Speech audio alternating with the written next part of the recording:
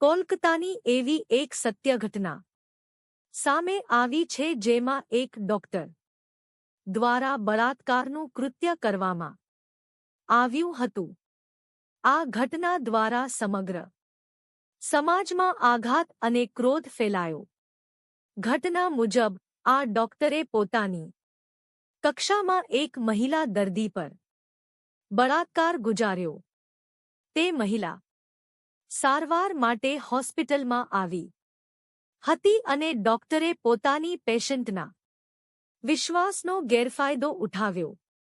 Police તપાસ બાદ આ ડોક્ટરને ધરપકડ કરવામાં આવી અને કાનૂની કાર્યવાહી હાથ ધરવામાં આવી. આ ઘટનાએ લોકોમાં ડોક્ટરો પરના વિશ્વાસને હલાવ્યું છે અને સમાજમાં આક્રોશ ફેલાવ્યો. આ ઘટના એક ગંભીર